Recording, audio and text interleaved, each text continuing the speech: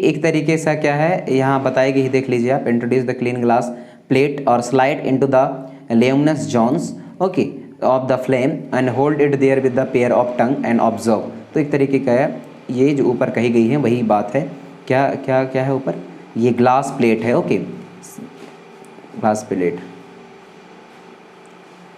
A circular blackish ring is formed on the glass plate. आप देखेंगे कि जो ग्लास प्लेट है उसमें सर्कुलर रिंग जो है फॉर्म हो रही है ओके।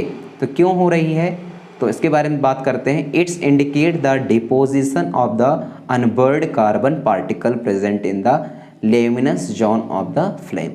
इसका मतलब ये है, वो इसलिए ब्लैक कलर फॉर्म कर रहा है या ब्लैकिश रिंग कलर फॉर्म कर रहा है ग्लास प्लेट, क्योंकि ये इस बात को इंडिकेट करते हैं डिपोजिशन ऑफ द अनबर्ड, वह अनबर्ड कार्बन पार्टिकल हैं जो कि प्रेजेंट हैं लेमिनस जोन पे फ्लेम के okay of the flame, flame के लेमिनस जोन में रिप्रेजेंट है, इसी वजह से वो इस तरीके से डार्क रिंग प्रोड्यूस कर रहा है।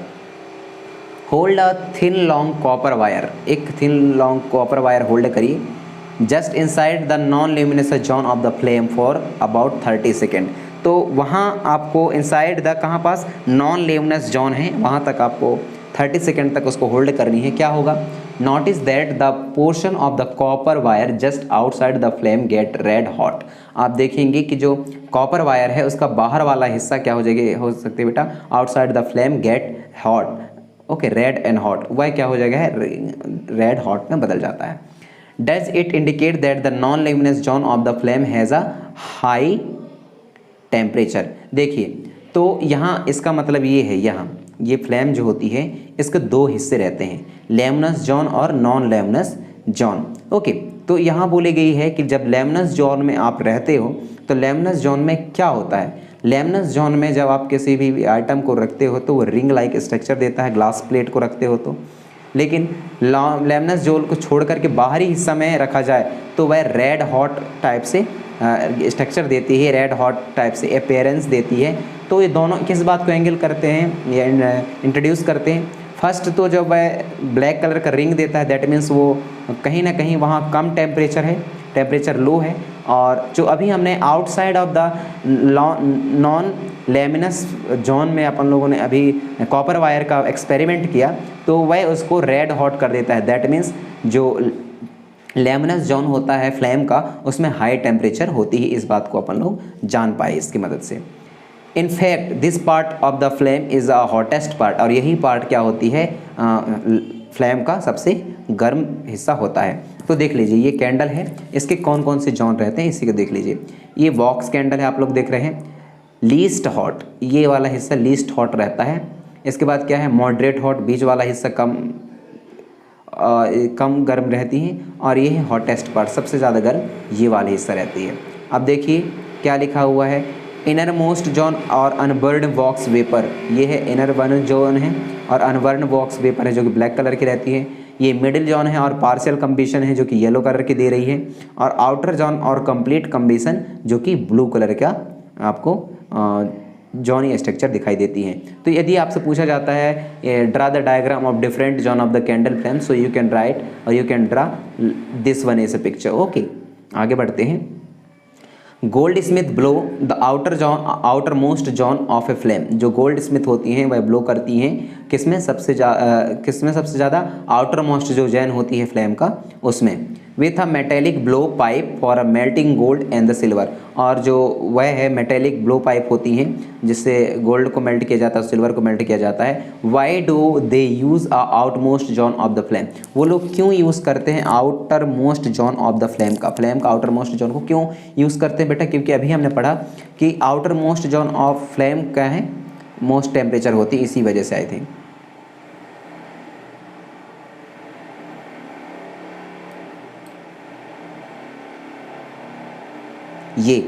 ये देख पा रहे हो आप लोग, ये तो गोल्ड स्मिथ जो गोल्ड बनाने वाले लोग होते हैं, गोल्ड को बनाने वाले लोग होते हैं, blowing through a metallic pipe के थ्रू जो है इस तरीके से ब्लोइंग करते हैं उसको और इसको काम करते हैं इसमें।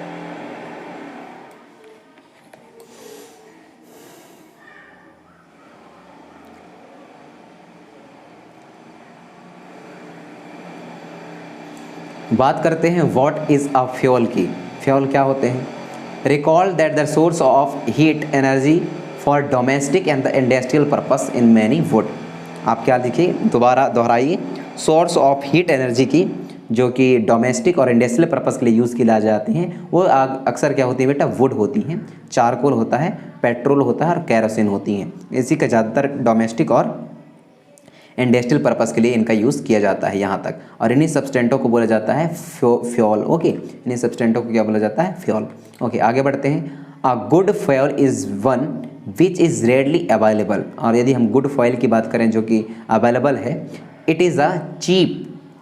What is the meaning of cheap? It's burn easily in air at moderate rate. और आप देखते होंगे कि ये चीप एक ऐसा आइटम है जो कि ईजिली अवेलेबल है, रेडली अवेलेबल है और गुड फ्यूल है, और ये जलता है एयर के प्रेजेंट में और मॉडरेट रेट में हीट जनरेट करता है।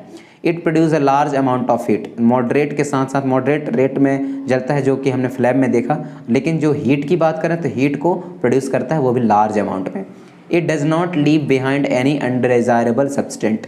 Okay, there is a probably no fuel that could be consider as a ideal fuel. तो यहाँ ये सब बिल्कुल नहीं कहा जा सकता कि कोई भी जो फ्यूल है वह कंसिडर किया जा सके आइडियल फ्यूल के फॉर्म पे।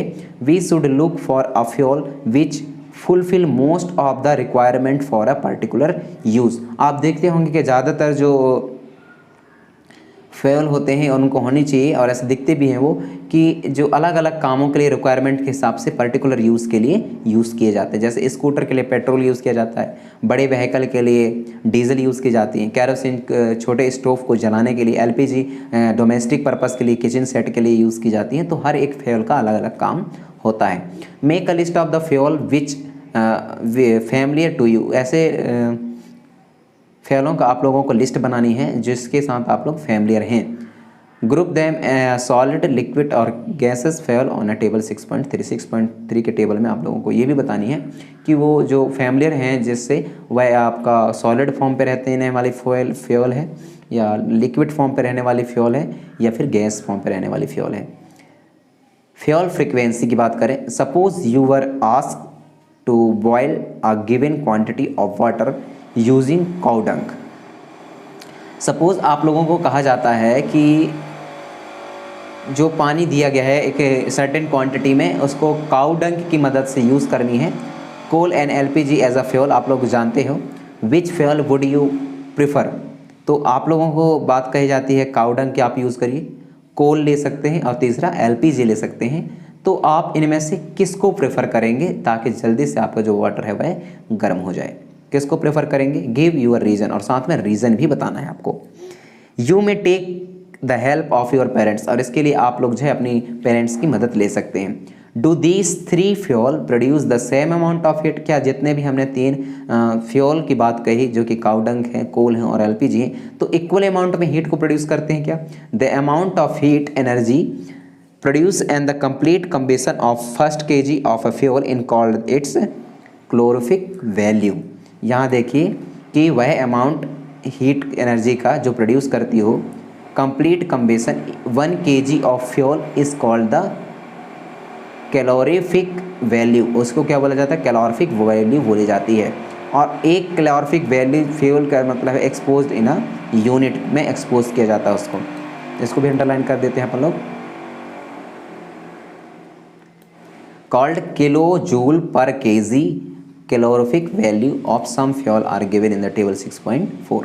और कुछ जो है फ्यूल है वो टेबल इसमें दिए गए हैं। कौन कौन से हैं बेटा? काउ डंग केक की कैलोरीफिक वैल्यू कितनी होती है? 6000 से लेकर के 8000, दैट मीन्स 6000 to 8000।